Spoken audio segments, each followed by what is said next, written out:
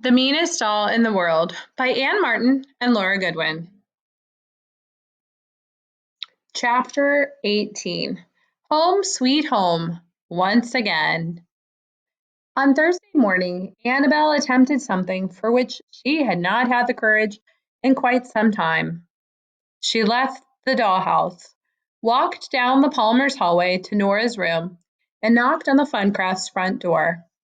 The captain was once again banished to the first floor, and Mimi continued to lie unmoving on Kate's desk. So Annabel felt safe for the first time in a very long time. Her heart was heavy, though, and she knew she wouldn't feel better until she and Tiffany had talked about their fight. "Hi, Annabel," Tiffany greeted her. "Hi," Annabel replied. "Tiffany, we need to talk. Can we go somewhere private?" Tiffany looked around Nora's room. "How about the shoebox in the closet?" she suggested. So Annabel and Tiffany sat in the empty shoebox, which was lying on its side at the back of Nora's closet. "We need to talk, don't you think?" said Annabel, a bit nervously. "About Mimi?" said Tiffany.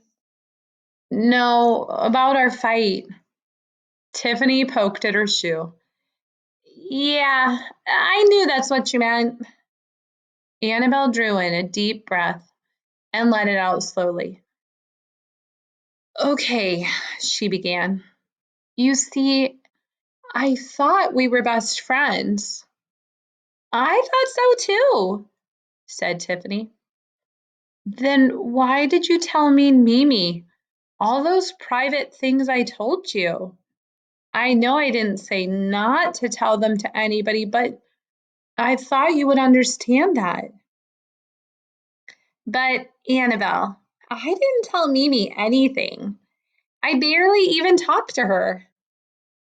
"Then how did she know I fell in the spider web on the exploration with you and Auntie Sarah? And how did she know that I think I always ruin things?" Tiffany shook her head. "I only said those things once, the night you and I snuck up in the attic to talk." Tiffany had been frowning, but now her eyes widened. "Oh, oh!" she cried. "Annabel!" "What? Remember when we thought we heard a mouse?" "I bet it was Mimi. I bet she was up in the attic eavesdropping on our conversation.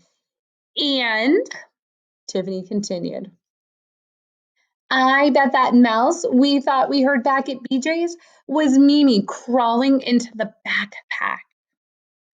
"Oh, ew!" exclaimed Annabel.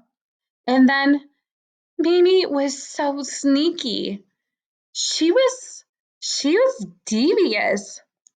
Those other things she said about you and Auntie Sarah planning an exploration without me, we never planned an exploration without you.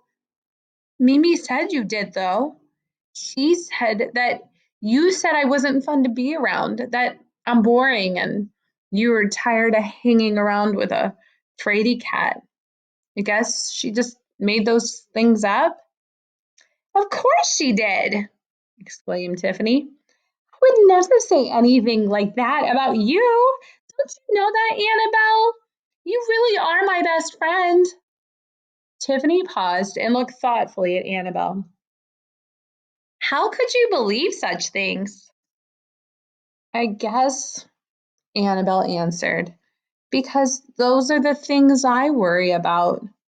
They're the things I'm afraid might be true. I wonder how Mimi knew all that.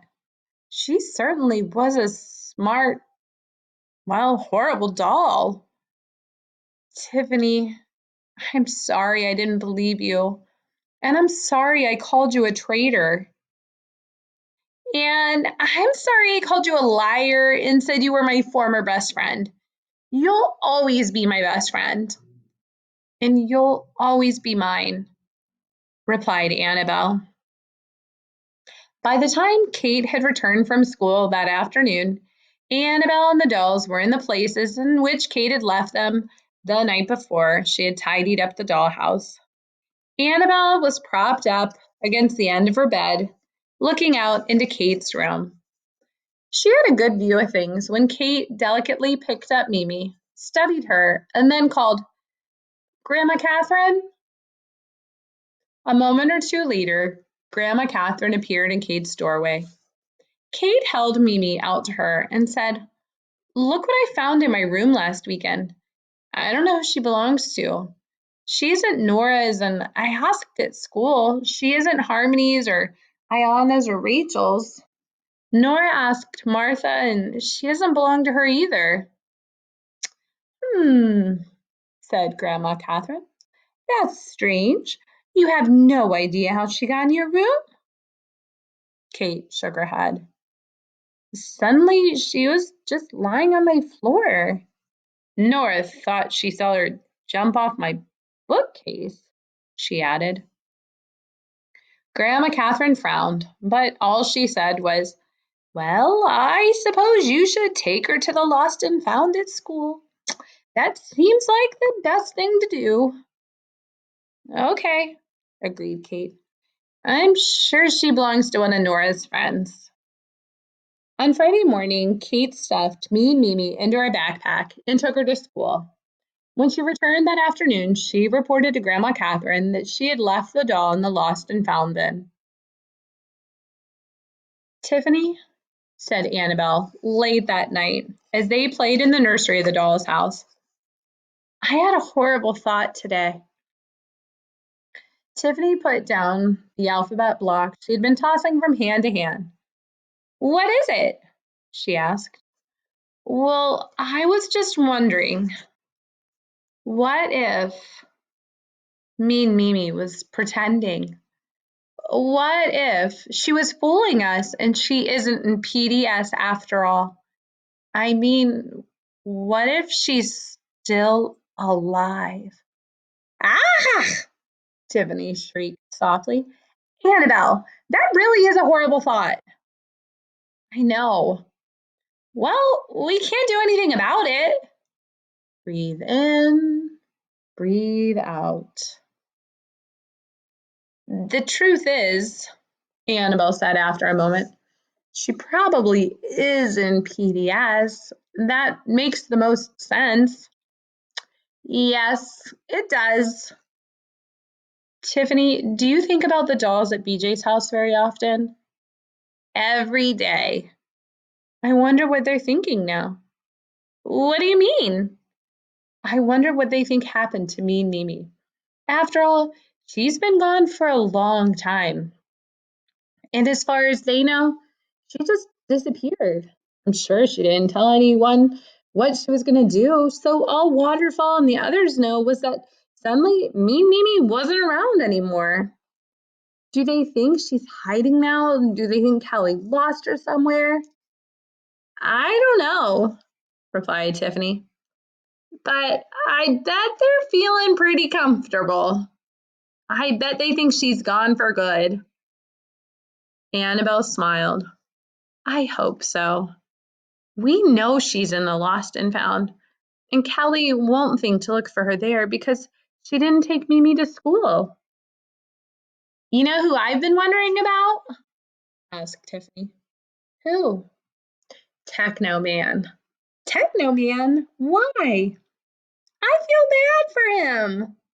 "But he was evil," said Annabelle. "No, he wasn't. Not really. He just had to act tough for Mimi. And you saw what happened when his helmet came off. He was embarrassed. It was like he'd been lying to everyone, and suddenly he was caught in his lie. But I don't think he's a bad doll, and I bet he got back into that bucket of action figures before BJ came home. I wonder if he's made friends with the other dolls yet, though." Annabelle shook her head slowly. "I don't know." She traced the letter S on one of the blocks. "You know what the sad thing is?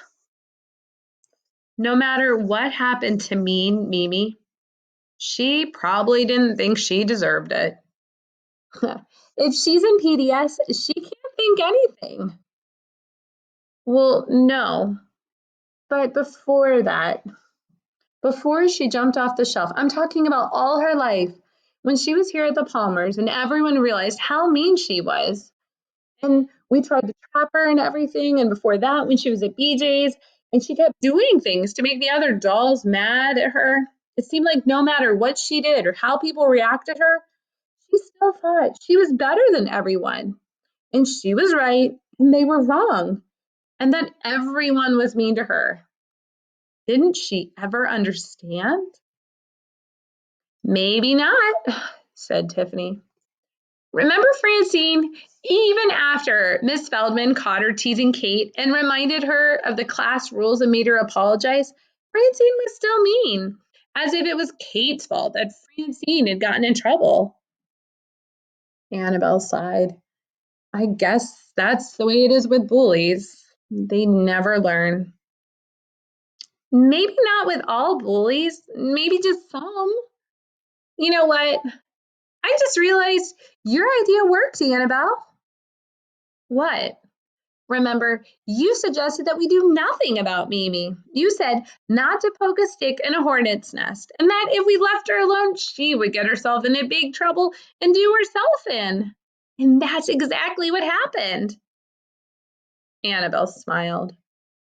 How did you know that's what would happen?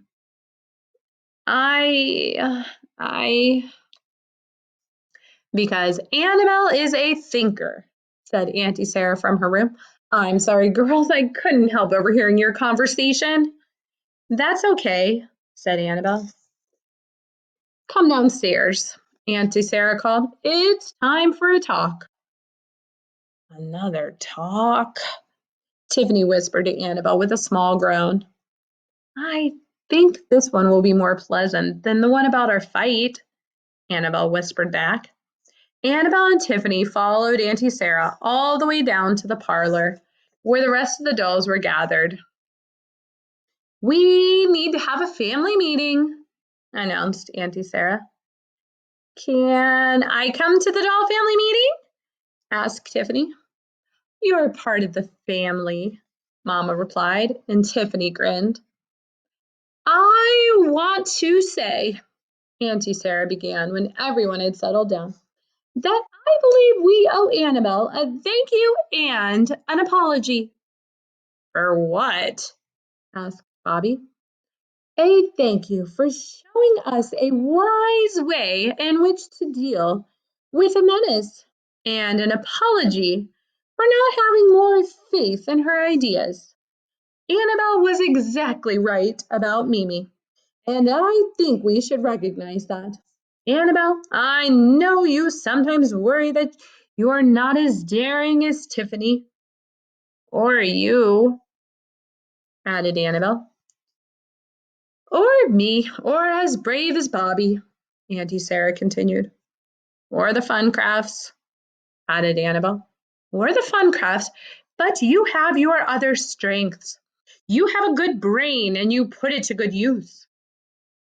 You have a good heart, said Papa. Ugh, said Bobby, but he smiled at his sister. And you're a good friend, said Tiffany, even if we fight sometimes.